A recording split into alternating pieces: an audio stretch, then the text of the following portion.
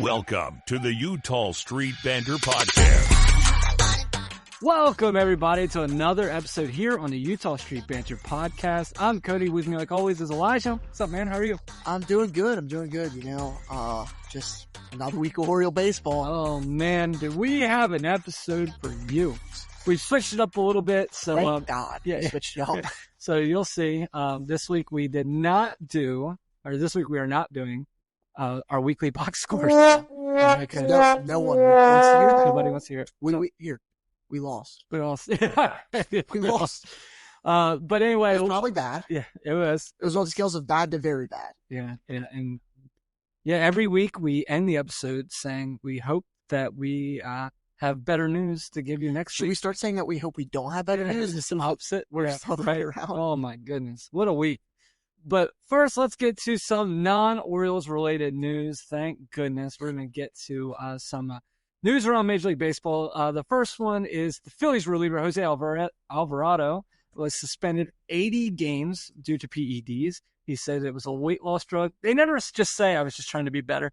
But, whatever. Marlins pitcher Cal Quantrill throws the first immaculate inning of the 2025 season against the Rays. Which it seems kind of unfair because it's the Rays. Like, I know we're bad, but, like, the Rays can never hit. Yeah. I don't So know. immaculate inning is 9 pitches. All 3 are strikes. He's all someone 9 that are strikes. I wanted us to go after last year's trade deadline because he was doing good with the Rockies. Yeah. But, sure. But I'm sure if he was with us, if he'd throw an immaculate inning, we'd put him out there and then, like, on 3 pitches, 3 home runs probably. Maybe. Yeah. And then Paul Skeens throws a complete game. Yeah. And lost. But that's a pretty great game. You had Mick Abel pitching for the Phillies. So you had 2 young guys going against each other. 1-0 loss. Yeah, it's rough for Skeens. I will say it's considered a complete game. He only threw 8 innings because the Pirates, like typical, can't score. So I will say Skeens is going to have a tough few years. Yeah, he doesn't seem to like it very much over there. I wouldn't either. I agree. And then Yankees, Mets series and rivalry weekend was interesting as Soto went back to Yankee Stadium, and Yankee Stadium, the bleacher creatures turned their back on him as they feel he did them. Yeah. You know, if you were smart Yankee fans, you would like throw confetti out, because if you saw how Max Fried dominated, that's what you got instead of Soto. Yeah. So I remember I was down take at spring training when Soto signed, and it honestly scared me more. And that's what everyone kind of agreed is that they're going to get some good pieces. Yeah, they got Max Fried because of it. They would not have gotten. They have not lost a single game that he's pitched in. Yeah, and you got Bellinger, who hits a grand slam in the series. Yeah. So I think you should just thank God that Soto. Yeah. Well, I heard someone sum it up perfectly, the whole Soto Yankee fan situation, and I think this is great. The Yankees are like the mean popular girl in high school, and the Mets are like their kind of ugly best friend or whatever. They like keep under their wing, but they don't want to steal any attention. Yeah. And they're okay like letting them kind of get the second and stuff. Yeah, but the minute that someone chose the supposedly lower friend over the popular girl, they lose their minds. Yeah. I mean, when's the last time the Yankees didn't get the guy they wanted? Yeah, the Bryce Harper. Yeah, maybe. Yeah. Yeah, you're not wrong. Yeah. They kind of get everything they want. Yeah. But they'll still complain. Right. And then moving on to a little bit of Orioles news. They can have him. Yeah, the Orioles DFA Kyle Gibson. I bet you the Yankees would turn him in. Yeah. So everybody will have a chance to pick him up with waivers. I doubt that happened. But if not, he can declare and move into our farm system on our AAA. Yeah. I would be shocked. I think he's going to let free to see if he's done. I think because he was getting ready to retire this year. Yeah, I feel like he might hang up the cleats. Yep. Yeah. So interesting week this week. I mean, I don't think anything else really. Oh yeah. So the Baltimore Orioles had a terrible week this past week, and it didn't get any better Saturday morning when everybody kind of turned their X machine on or Facebook machine on or whatever, and saw that Brandon Hyde has been let go as the Baltimore Orioles manager. This is especially after Friday night's game where the Orioles left like 700 men on base Just terrible at bats, terrible all the way around. I mean, but it's been how the season's been going. Yeah. This is the easiest, in all of MLB, this is the easiest, schedule that any team has, and we have not taken advantage of it, because we did get swept by the Nationals and the Twins. Twice. Yeah. And, it's been rough. Make magic happen with Emily at Blue Crab Travel, your Disney vacation expert. Ready to experience the wonder of Disney? Let her help you plan the ultimate Disney getaway. Whether you're heading to Disneyland, Walt Disney World, or a Disney cruise, she has you covered. Emily can take care of custom Disney itineraries, tailored to your family's needs and preferences. She also can help find you exclusive discounts on Disney hotels, tickets, and packages. Imagine a stress-free vacation with hassle-free booking for accommodations, dining reservations, and fast passes. From character meet and greets to thrilling rides, Emily will make sure every moment is unforgettable.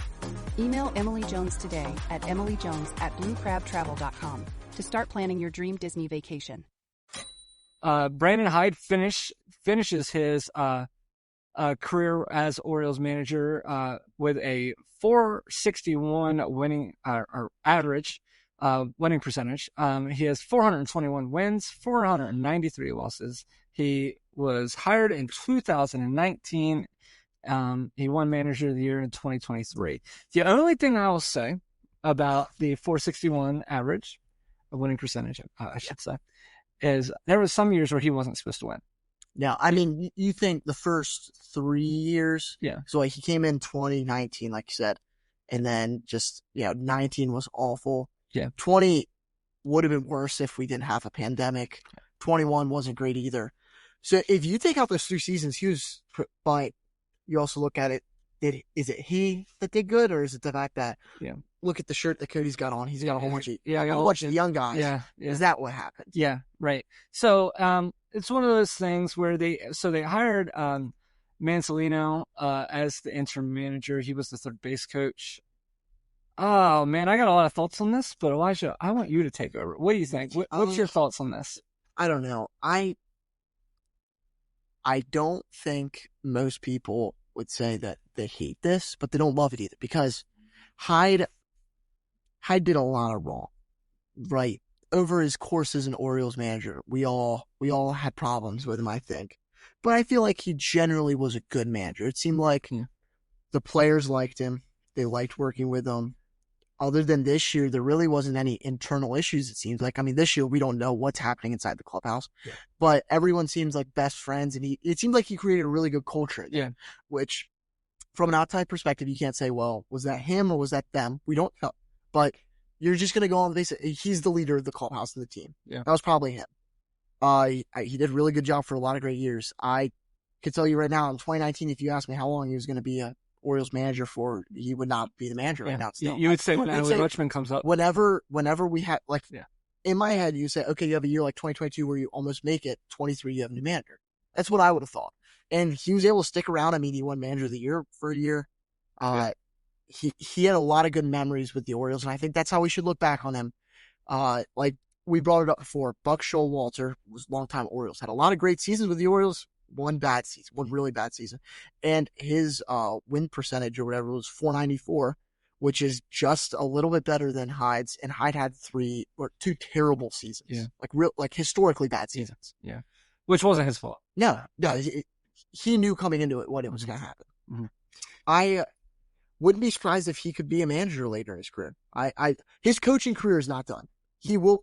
I feel like the easiest spot for him will be a bench coach somewhere. If you look at it, like a manager that I think about that was manager for a lot of years now is bench coach, like Brad Ausmus. Yeah. He went and he was manager of the Tigers for a while.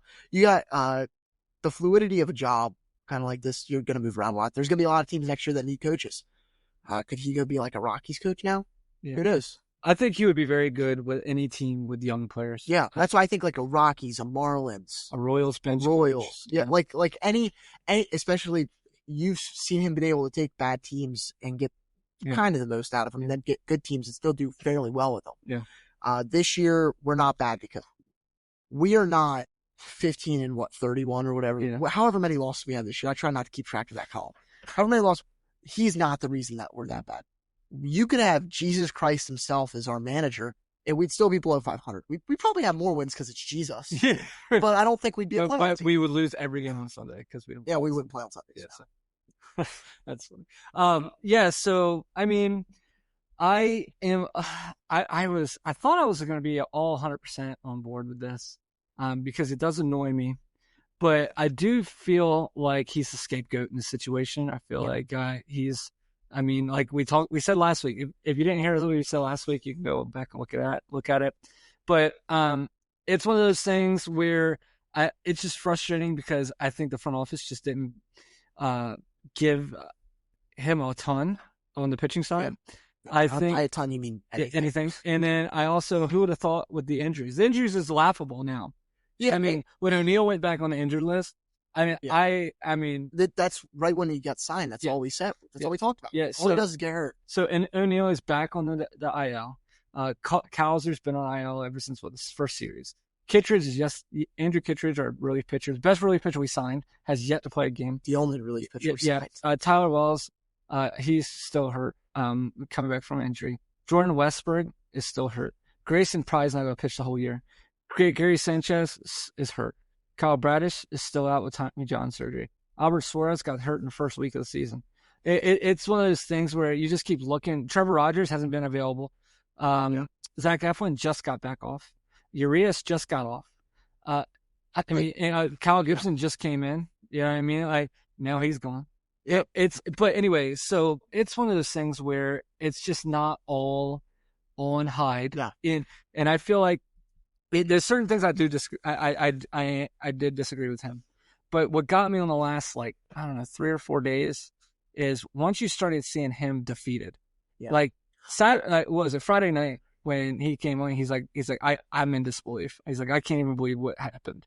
And I'm like, well, he's probably done now, because if the players see the coach is done, then I think it's we can't see what's behind closed doors. I'm sure he was trying everything he could possibly think of to change things up, because he knew his job was on the line. Yeah. Because he knew Mike Elias isn't going to fire himself. And I can't imagine that when he got let go. I can't imagine that Hyde and Elias had like a yelling match. No. I bet it was like, dude, I don't know what else to do. You know what I mean? It's one of those things where I think it had a lot to do with not Elias. I think this was a ownership move. I do. Because they just need something, and we don't know this ownership how long a leash is for this new ownership group. So, but anyway, so I was pretty happy with Hyde's tenure, with the Baltimore Orioles, especially the Orioles that were supposed to perform. Obviously, not this year, but it's one of those things where obviously something needs to change. The players just seem out of it. I mean, Saturday there was a ball hit over Mullins' head, and it seems like he was jogging to center field to go pick the ball up. This is the first inning, you know what I mean, when Gibson couldn't get out of the first inning. Now, the thing, here's what sucks is, so Tony Manzolino, right? Yeah, Tony Manzolino. Is the new interim manager.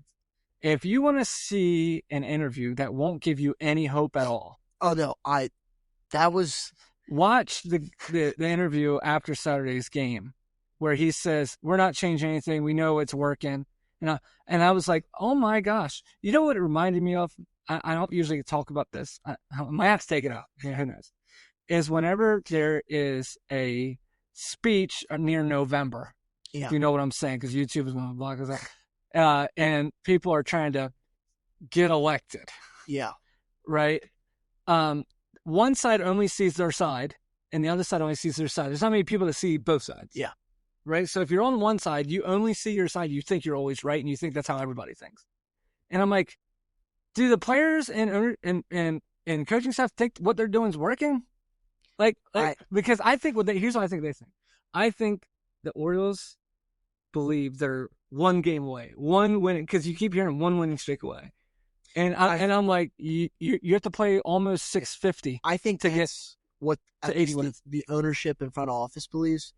I can't imagine that this season there's probably been a growing hole or a canyon or a cavern between the group of players down that's in the dugout every day and some of the coaches and the front office and ownership. Yeah. And I can only see how moves like this, it's just caving in. Oh, yeah. It's making itself worse because even like some of the stuff Mansolino said when he was addressing the whole him being manager now. Yeah. He lacks so much confidence that I haven't been a manager in 6 years. I really don't even know what I'm doing, basically. I mean, it was, if you have a chance, everybody, look it up. Just watch everything anyone said, because even I don't know where else it's been posted, but I saw the Baltimore Banner Sports had some videos come up with like Avley and Gunner and some Eflin quotes, and the players are so defeated.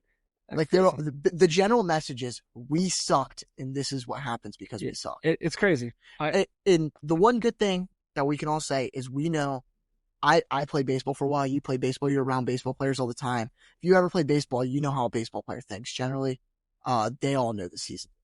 They know there is no coming back.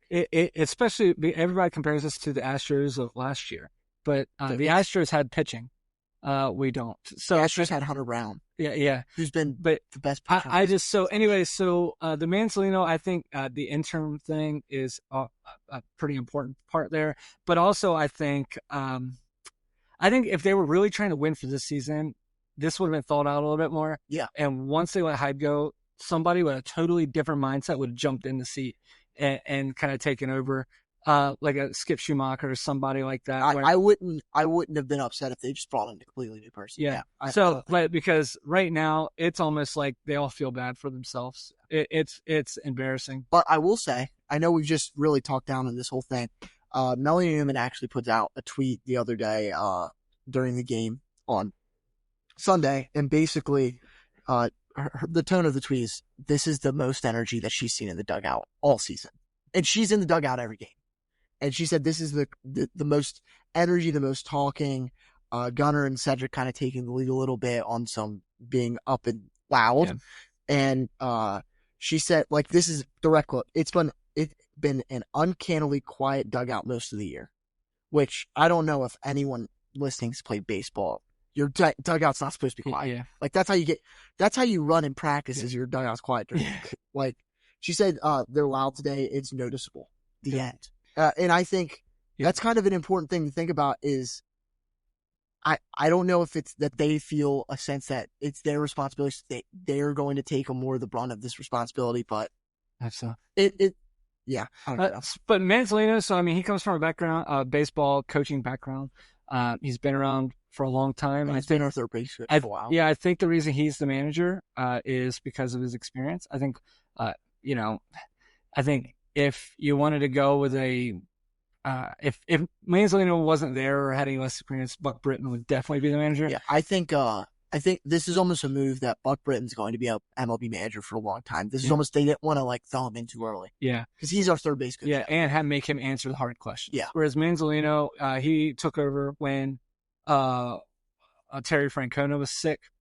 Yeah. So he kind of knows how post-game conferences go, all that stuff. So they probably knew that he could handle it. Yeah. But if it's true on what they said, so he said that he found out Saturday morning that they already fired Hyde. Yeah. So there was no discussion of like, hey, you're going to be the manager, you go with that, or anything. That worries me that because he felt like, when you listened to the interview, he felt like he was thrown at. Like it seems like he would not have even expected his name. It seems like he would have thought, like, they had to have known that something was going to happen. Yeah. It seems like they would have thought that he didn't think he could be possibly in this situation. Someone else would. The only person that would have been more shocked at getting the head coaching job was the guy sitting in section 27, row 7, seat 13. That's the only person I would have been more surprised. It's just crazy. I'm like, you didn't see? Are you kidding me? Like, everybody's talking about this. Not that I truly don't think it's Hyde's fault, but I mean, this has been the talk of the Orioles in baseball. Yeah, I mean, the Orioles pitching is at the worst state you could possibly imagine for what we're supposed to be. ERA is 5.55, 29th in the league. There's only 30 teams, guys. The FIP is 5.03. That's last. Opponent's average is a 284, which is 29th highest.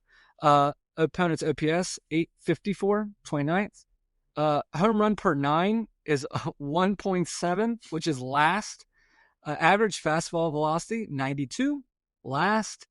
And a WAR, whatever you want to think about that, but it's as a negative 0.5. So that being said, when you see WAR as a negative for Orioles pitching, that means it would be better if they would put a T on home plate and had to then hit the ball just anywhere you want. Because a negative, the replacement, basically the 26th. So we are half a game worse than the 26th man, the last bullpen pitcher in any given MLB roster. Crazy. Except for the Rockies. Crazy. I'll give us that. So we have, since we're all in this nice discussion together, you're with us, and we're all just trying to make it through this, we're going to have a little meeting and go over our 5-step program of how we can get through this. So we're going to do 5 steps to see how the Orioles can turn this around at the end of 2025 and the 26th season. For me personally, it's for the 26th season, hopefully. So Elijah, I know you're second, but I would love for you. So what's your first point? First? Yeah, you really want to start with me? We're going to do 5. Yes. So give me that is how 5 steps. What's your first step? So my first one, complete fire sale. I truly believe this season is gone. I think a lot of people agree, some don't. We'll let it be where it is. Anyone that's not going to be here guaranteed next season should be gone. We got to get as much out of them as we can. We're not going to get serious pit. We're not going to go get Paul Skeens for any of these guys, but you can get some pieces, some depth. But if you can, we give them all. Well, if they wanted to take them all, I'd absolutely do that because I think we should get rid of all these guys. The first one I'm going to say really depends if we don't resign him because I think we could resign him. I'd be content if we resigned him. Zach Eflin. He had a really, really rough day, his most recent start, but he's been good. He's been solid. You're him. Cedric Mullins is the only one I don't know, but you've already put a bomb in this. You've already released an atomic bomb in the dugout, in the clubhouse with the Hyde fire, and why not just blow it all up at this point? I would rather watch us lose 5 days a week, knowing that we're just trying to lose, and not that we're supposed to be good and trying to be good. I don't know if that would help your mental health, but at least if I saw us, okay, Mullins is gone. O'Hearn, Ramon Arias, Emmanuel Rivera, Brian Baker, Sir Anthony Dominguez, Gary Sanchez, Tomoyuki Sagano, et cetera, et cetera. Anyone on a 1-year deal should immediately be on. And anyone that's really not going to provide value. If we have any relievers that say they have 2 years left, but they're probably not going to be good next year, just go ahead and do it. Yeah. Charlie Morton, if he starts bouncing back, trade him. Why not? I won't go on to my next one, but okay. I think that has to be the start for this season for me. Yeah. I feel like our points, we did our points totally separate. So, but you can see where everybody, I think, feels the same. My number one thing is trade for a pitcher with control. Yeah. I have no desire to trade for anybody with no control. I would love to trade for, I don't know what it would take to get Bubba Chandler from Pittsburgh, who for some reason they will not bring up. Bubba Chandler is Pittsburgh's version of Kobe Mayo, where he's dominating in AAA, but they won't bring him up. I also like Mick Abel for the Phillies. I also like Andrew Painter for the Phillies. Those are the people that I feel like we'd have a shot at getting. Maybe not, but so we have veterans. Veterans are always traded for prospects. Yes. Okay, just to give you a heads up. So Phillies are in desperate need of relief pitching because Alvarado just got hurt. Just got suspended, and a center fielder. We have both. Some of our friends over at the on another podcast that we did, Junks on the Pond. Sorry, guys. They said Cedric Mullins and Cano. Yeah. And I think I'd do that.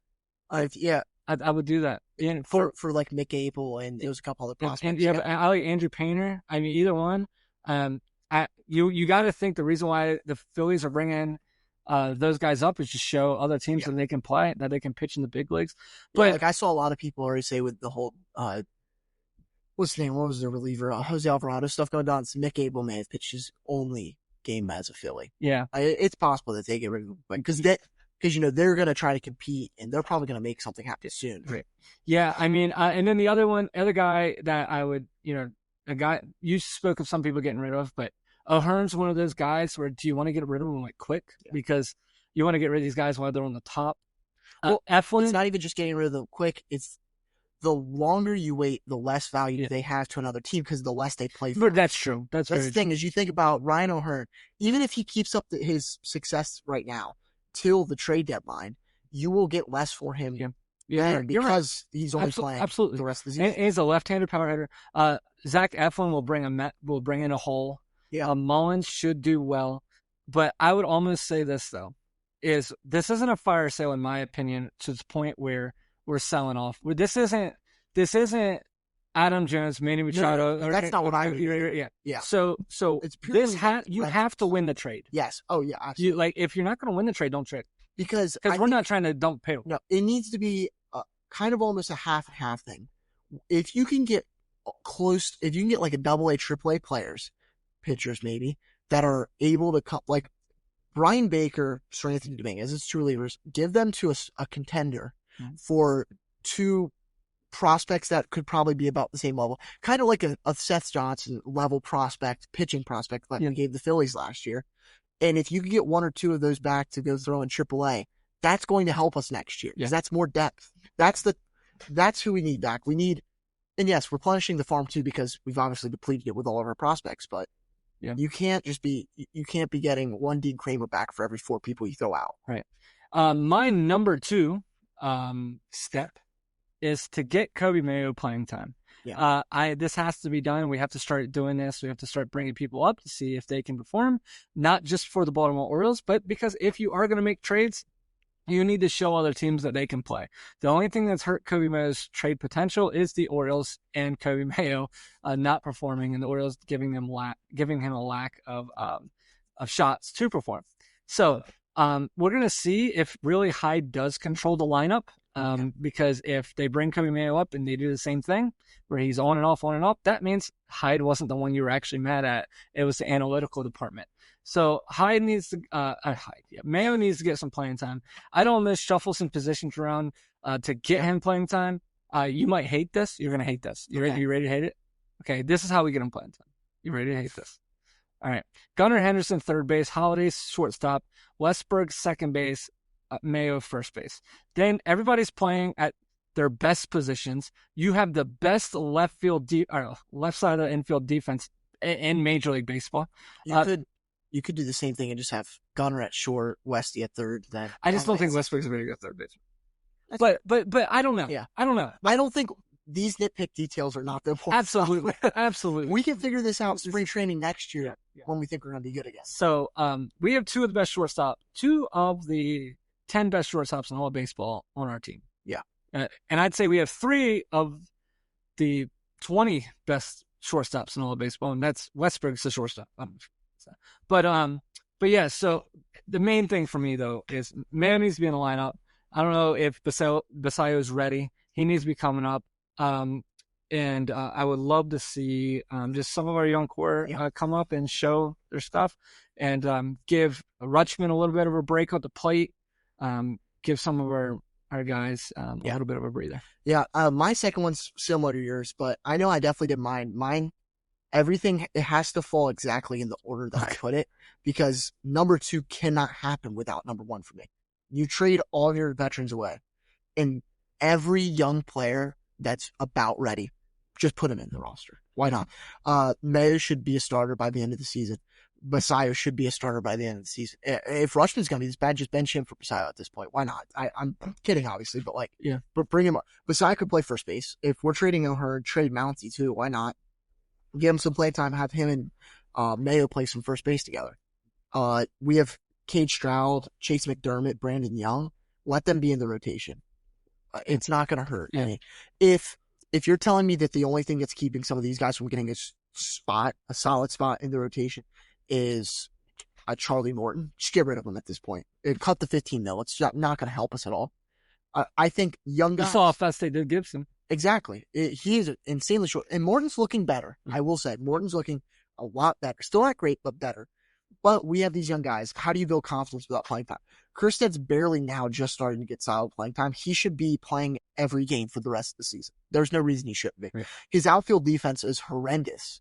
Watching him chase, like I watched him, was it yesterday, go after a double in the gap that he's the reason that it was a double. Should have been a single. But Just keep playing. He's not going to get better until he gets more reps. Yeah. Other players that will and should come up. Cameron Weston should be in the bullpen by the end of the season. He's a prospect in AAA. Dylan Beavers should get playing time in the outfield. Alex Pham's been stuck at AA forever. It seems like he is good. Bring him up to AAA and get him up to the major leagues. Why not? Any young player that we have needs to come up. Yeah. Then with that, I have Holiday and Kerstedt should not be in the lineup they should start every single day. Yeah. Every single day. Give them a break. Just like they did with Holiday and Rutschman. You mean Mullins or Henderson? Sorry. Yeah. I'm sorry. Yeah. No, but that's. Yeah. I don't understand. Yes, you look at Holiday's or you look at Rutschman or Henderson's success. They were given the room to grow in the major leagues. You have not allowed any.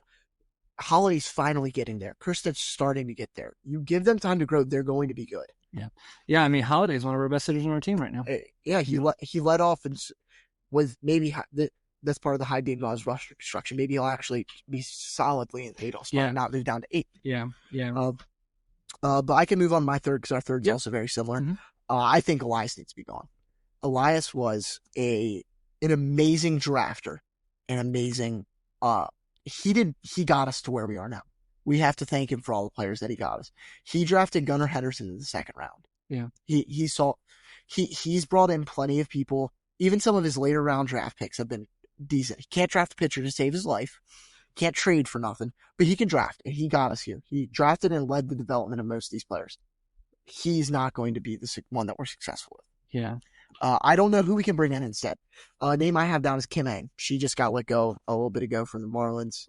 The only reason I say that is because her views differed with the Marlins, is what it claims. That means she probably wanted to win. That's how I take it, because the Marlins are pretty bad. They never want to do good. But she took them to the playoffs.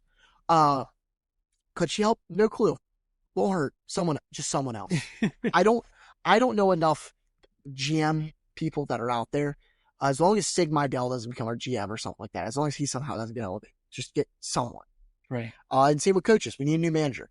I already said Brad Allsmith. There are a lot of free agent coaches available and managers. I think we need a new hitting coach. I almost kind of want clean house. Robinson Trinos can stick around. I like Mancelino at third. Like our base coaches are fine. Buck Britton should always be there. We create names and titles for random coaches all the time. So get some good guys, experience in there. Yeah. I think that's really a key. That'll happen after the season. So I've moved on really to the off season now. Where we? Yeah. So my opinion on what you just said, a couple things is, I am not on Elias leaving. I want Elias to stay. I think the biggest thing that could come out of this is that ownership and Elias realizes they have to spend some money now. Yeah. Like now where it's not going to just work out.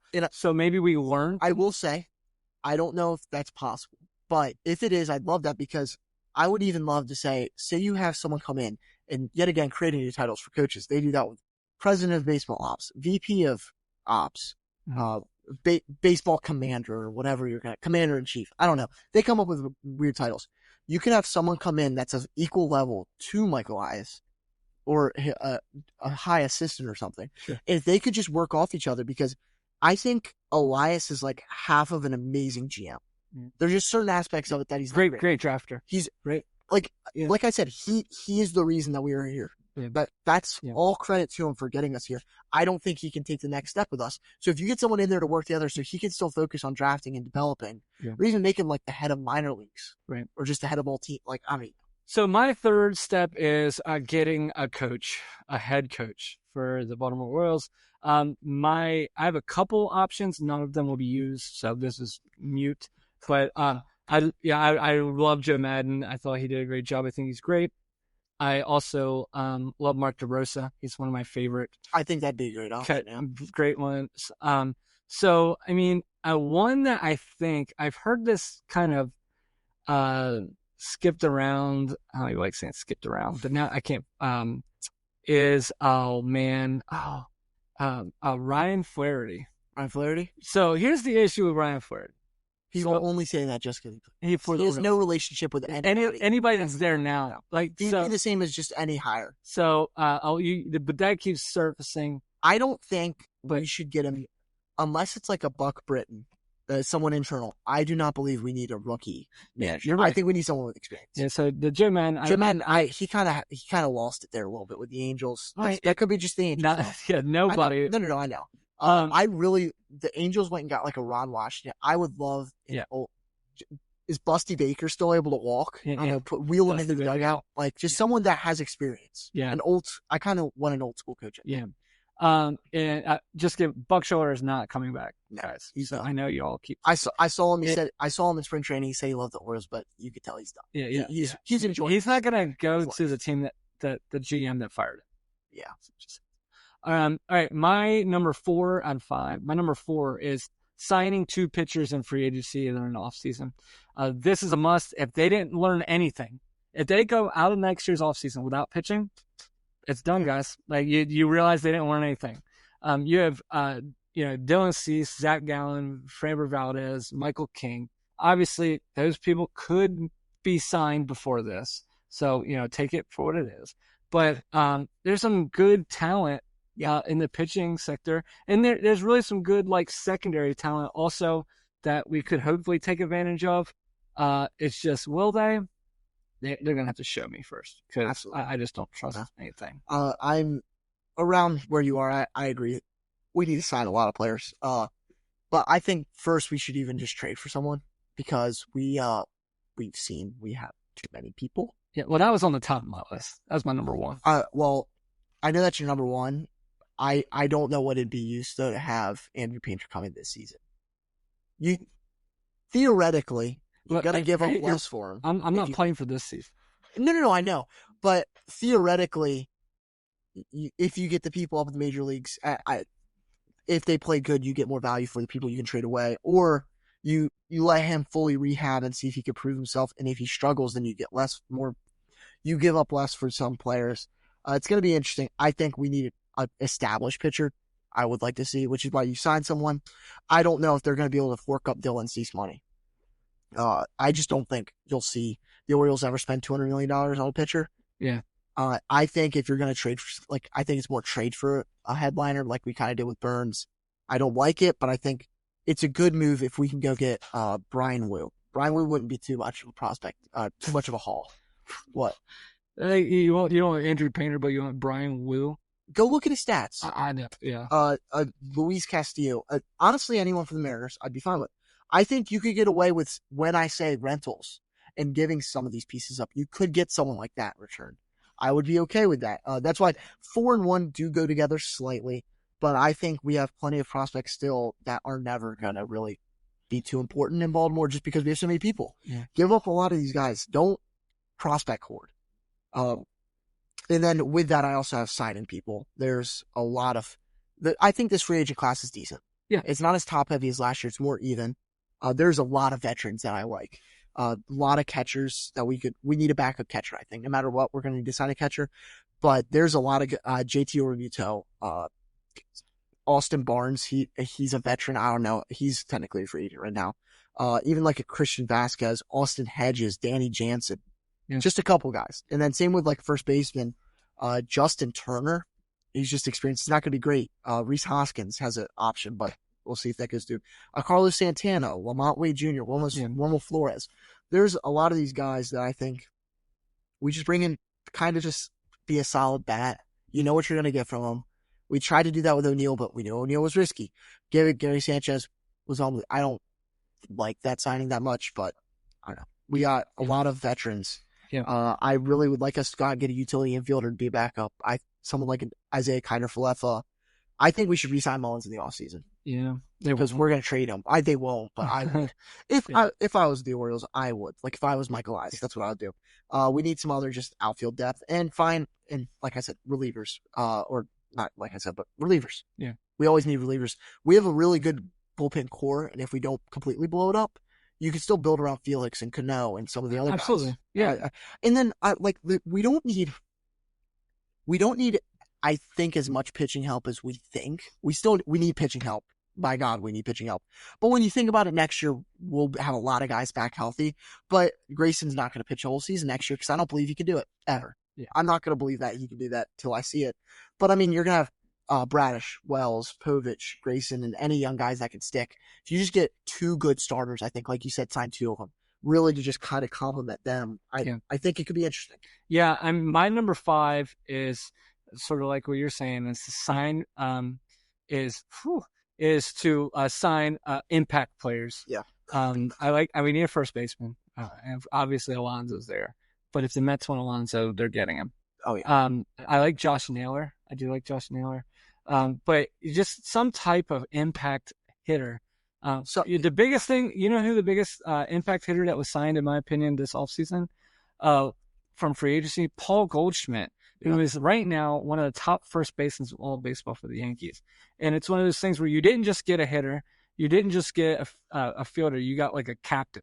Like, which he's not a Yankee captain, I'm not saying that. But what I'm saying is you got a classy dude that like will help in the clubhouse and help on the field. But yeah, I mean, it's just someone I think we could go out and get to that I just think could be another good guy, kind of like even like an Eugenio Suarez. Yeah, just a good bet that you know what you're really gonna get. Like, yeah, we just need solid Dan. You just like saying this. I do like saying this, but I don't know. I think he's used to heartbreak. I mean, he had 4 home runs in a game and still lost. That's like an Oriole thing. Yeah, I mean, we're talking this, but at the end of next season, we're gonna have like Jesse Winker, Chris. I don't know. Chris Best is not bad, but best pitcher, second best pitcher. Yeah. But I mean, that's kind of where I'm looking. Yeah. You look at this. You look at what's out there. There is hope. You know, this team is. I just told you earlier in the show that the flaws that our pitching has. Yeah. And every every game, man, it feels like first inning we're down by 5. Yeah. And I do want to know, like, I wonder how much of our offensive struggles is just more mental than anything, because when you get down, it's just hard to get back up. Oh, yeah. And, like, I think if you look at our offense, this year is probably going to be an outlier because they are struggling. Yeah. And the offense is not as much of a worry as some coaches probably might need. We might need a shakeup. That's more than anything.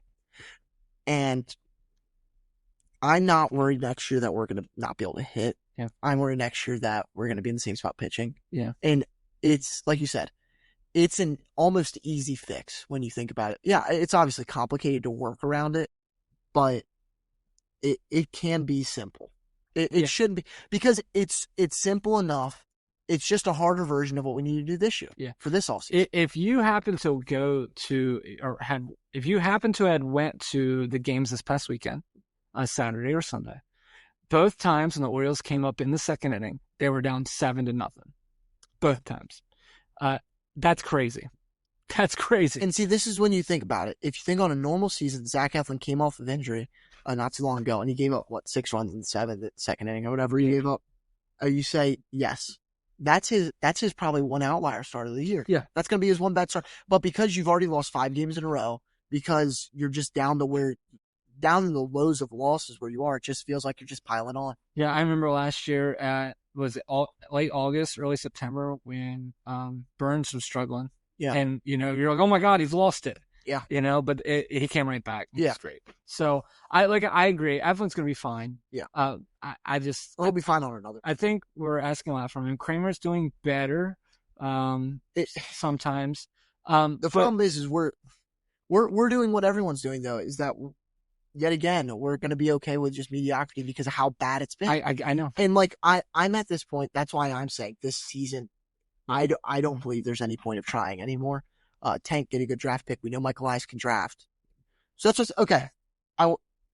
If we get like a top 3 draft pick, keep him around for the draft and then get rid of him. So because he'll draft someone amazing. Right. Well, if you guys have any ideas on your 5 steps to the Orioles turning this thing around, please leave us a comment or shoot us a message. Or if you Facebook, Instagram, just absolutely wrong. Yeah, we might think we're wrong, and you know what? We probably are. We probably are wrong. But remember, you can always email us at utahstreetbanter@gmail.com. We're also on Facebook. We're on X. We're on Instagram. We're on TikTok. I almost say TikTok. Really sound like we're on YouTube, obviously. Please leave us a 5-star review. If you're on YouTube, subscribe to our channel. So we're like 1,700 people, which is good for us. Good for us Orioles fans, especially when you watch Orioles games. Yeah. Because you're not there. But yeah, I mean, I think we can turn this thing around next season. Yeah. Absolutely. I don't think everybody that keeps saying that this is we're getting ready to trade everybody away, and that everything's over, and what I'm saying is rebuild. We're not rebuilding. No. This is not a rebuild. No, and me and Cody both believe next year we can be right back to where we were last year. Yep. You know, I see this as was a few years ago when the Yankees traded Chapman to the Cubs, and they got Gleyber Torres out of that. And and the very next season they were good again. And we have better players than they did at that time. But at the same time we say that, the people that are saying that we're gonna have a complete rebuild, not yet, because I will say, if this coming off season looks like this past year, yes, that's what will happen. Yeah. Because I don't believe you can make, if next year's as bad as this year, you're going into a full rebuild. You'd have to understand, you'd have to believe that. Yeah. Either that or hey, like I say every week, next week might be a lot better. Maybe we'll come back on it now, and we might not lose another game for the rest of the season. I know. You know what? Yeah. I would go out. I will quit the podcast, quit everything if we make the playoffs this year. I'm not gonna say that because that's still somewhat. Yeah. If we win every game for the rest of the year, we'll be done. We will. I would gladly eat all the words I've been saying. Right. Really, just say I was completely wrong if we turn it around. Hey, but we hope you do. We sure. I would love to be wrong. Yeah. Well, until next week, thank you guys so much for joining us on another episode here on the Utah Street Banter Podcast. We will see you later, and go O's. See ya.